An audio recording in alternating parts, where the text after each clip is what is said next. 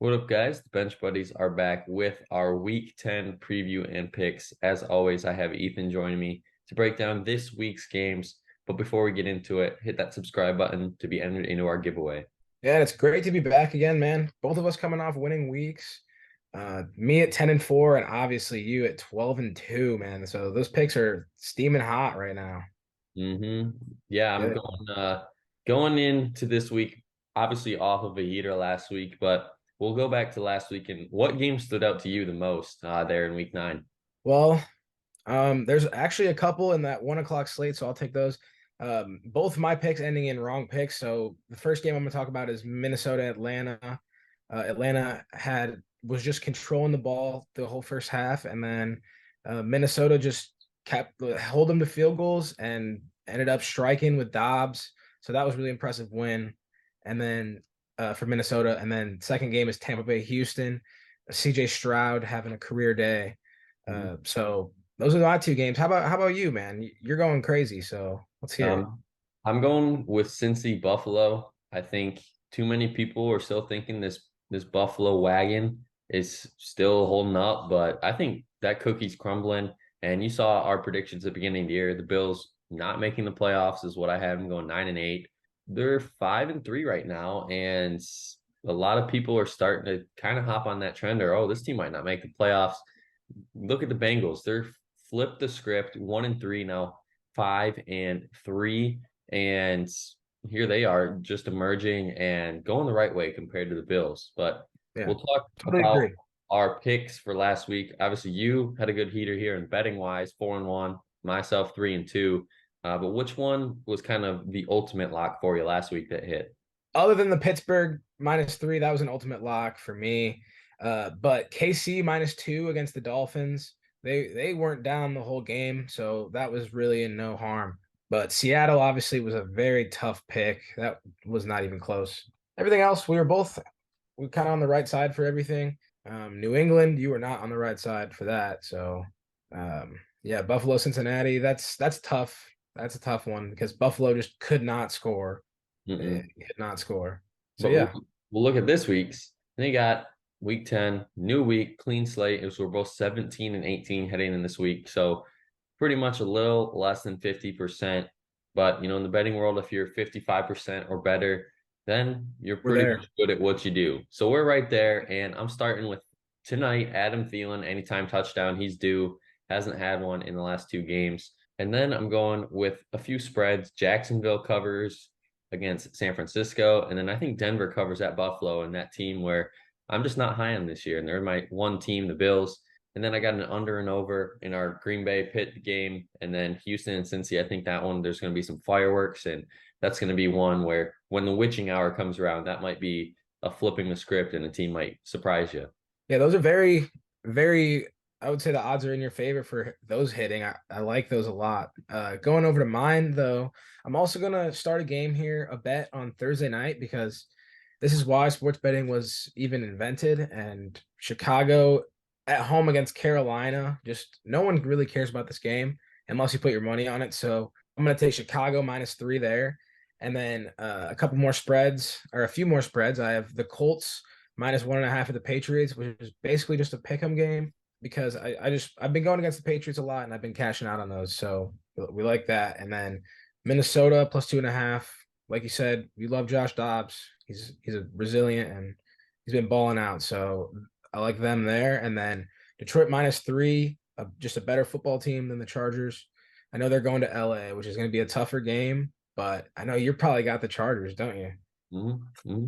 All right. And then my last one, I got Kenneth Walker or K9 scoring 2+ touchdowns.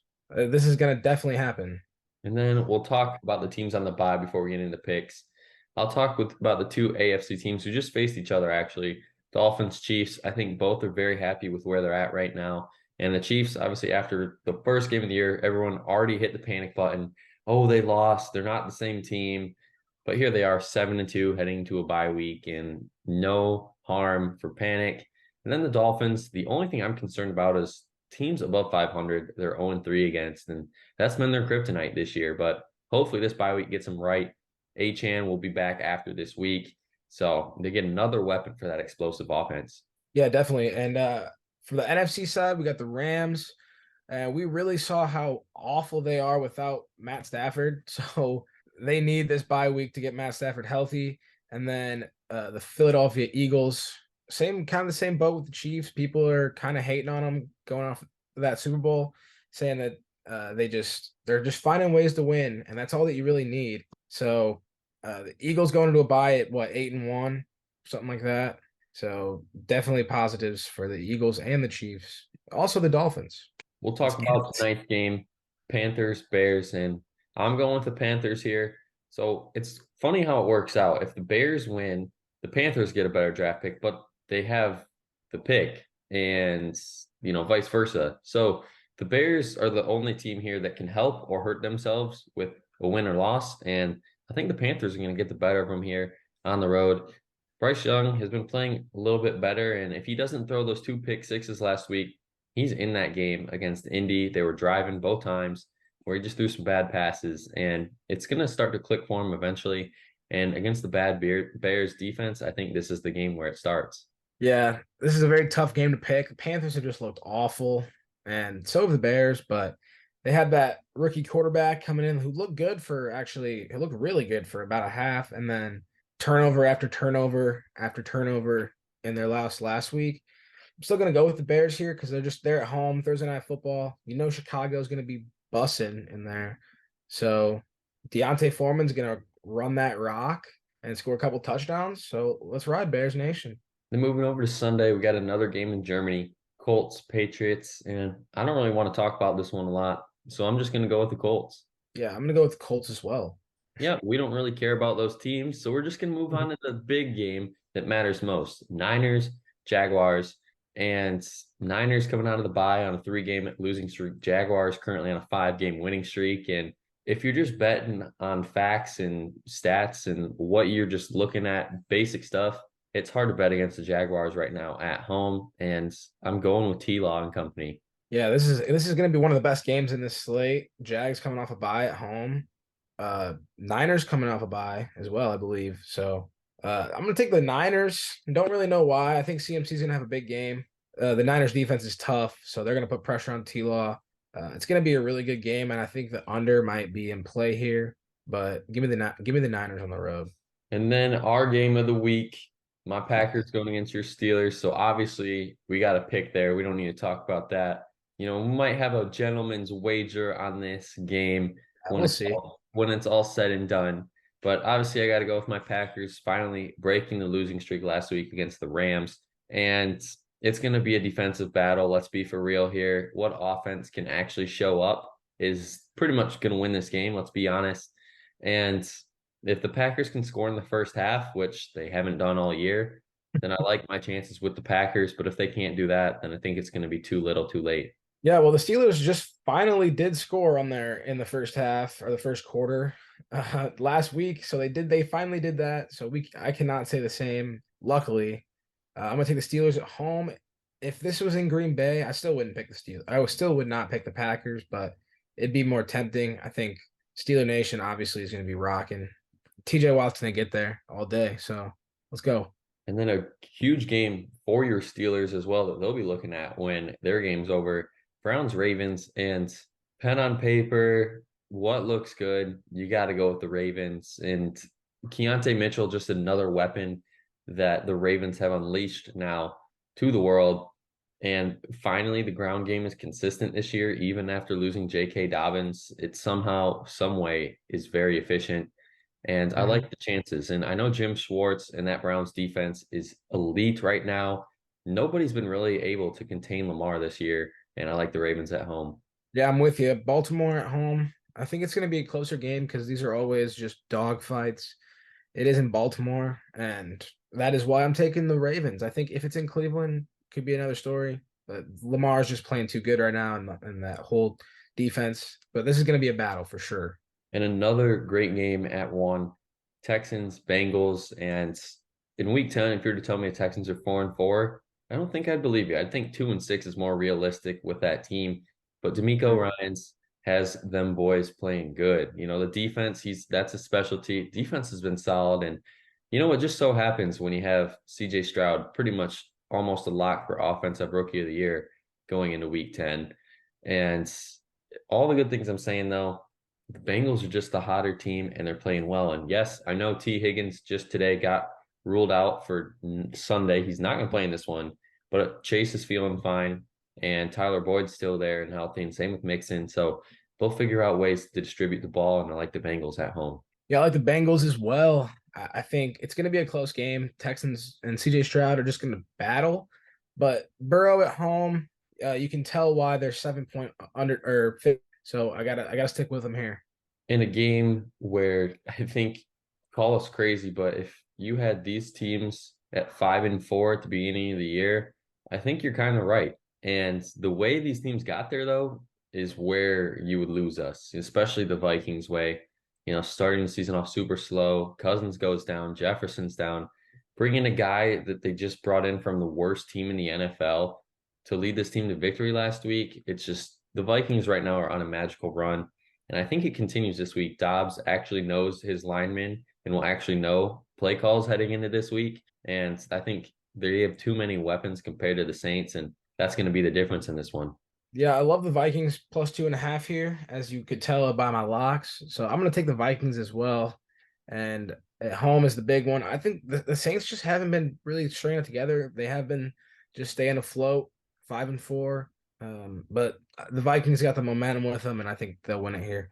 In a game that is a must win for both these teams, I'm going with the road team in the Titans, and Will Levis is now officially the starter for this team. And we saw what he did a few weeks ago, the 4 touchdown passes, 3 to DeAndre Hopkins, and this Bucs defense just got gashed by CJ Stroud. So maybe it'll be another epic rookie performance for the Titans quarterback, Will Levis. And if he can do half of what CJ Stroud did last week against this defense, Titans are going to run away with this one. Yeah, I mean, Tampa Bay coming off a tough loss, haven't won since week 4. So I'm taking the Titans here, and they're slowly getting back into creeping into being close to 500. So really impressive. And I think Derrick Henry and the boys have a big game this week. And then moving to the 4 o'clock slate, you got Falcons, Cardinals, and well, Kyler Murray is expected back this week. Same with James Conner. And I think this offense immediately explodes through the roof. And this Falcons team is crumbling like a very soft cookie. And it just seems like the Falcons, that hype was there. They were getting there with Bijan, and Ritter was kind of starting to be that guy, and he struggled. Bijan's not as involved, and they're on the downward trend. And the Cardinals, well, they've been playing some competitive games. And don't forget, this team did beat the Cowboys at home. So they do have some fighters there, and I like the Cardinals at home. Well, I like the Falcons on the road. I think they need a win here. So just give me them. And the Cardinals, they're 1-8, and they haven't won since about week 2 or 3. So they're in the full tank mode. So And a game that is huge for both of these teams, and big implications, especially for the Chargers. And I like the Chargers at home. I think they were starting to piece it together. The offenses looked great. I get that the Lions are coming off of a bye week and whatnot, but at some point, this team is going to start to fall back down to earth after their hot start. And I think that's this week. I'm not saying the Lions are going to, finish 10-7, be mediocre coming in the playoffs, but I think they're kind of due for a loss. yeah, well, I just the way I look at it is a team that I don't really trust in the Chargers, and a team that really just plays the same game of football every week in the Lions. So give me the Lions. I just trust them more. It's gonna be a good game though. You don't really know what's gonna happen, so I'm taking the Lions. And then at 425, don't really have to talk about this one a lot because, well, Giants are down to their third string quarterback, Tommy DeVito, rookie. And you can just see from that spread there, 16.5 points for an NFL game is a lot of points. And I'm definitely staying away from this one. The only thing I might bet on is a Tony Pollard touchdown because this man hasn't scored since week 1. He is now feeling like Deontay Johnson and not seeing that end zone in a while. So I think the Cowboys are going to make him a focal point of this week's offense, as Saquon's probably going to get 30 carries and maybe a touchdown. Maybe. I don't know if the Giants can. I don't know if the Giants can score, man. Realistically, I don't know. I think the Cowboys are gonna be all over them, and it's gonna get really ugly really fast. That's all we got to say about that one. But you want to talk about really ugly, really fast. This could be one of those 10-7 games, grinded out defensive games. I hope not. But it could also be a 30-10 explosion from the Seahawks because this Commanders team has been the most inconsistent football team I've ever seen play in the last 3 years, where 2 weeks in a row they put up 31 on Philly. And then last week they beat the Patriots by 3, only scored 20 points. And it's concerning, but Eric Bieniemy in that offense has something brewing with Jahan Dotson, Terry McLaurin, Brian Robinson. These guys have been very efficient in their very young years, and especially Sam Howell too. But with all that being said, it's tough to go against Seattle in the 12th man on at home. I was there for week 3 and it was pretty loud against the Panthers. And, you can see the Panthers are one of the worst teams in football this year. So when you get a better team in town, I'm assuming it's even louder and tougher to hear. And it's really Sam Howell's second tough, hostile environment he's had to play in this year besides Philly. Yeah, I think that crowd's really gonna get to him. It's a rookie quarterback. It's gonna be tough. But yeah, I'm going with the Seahawks at home. Like I said, K9 scoring 2+ touchdowns, so they can't score 10 points. So I think it'll be an explosion by the Seahawks, and they're gonna be playing good defense as well. Then move into Sunday Night Football.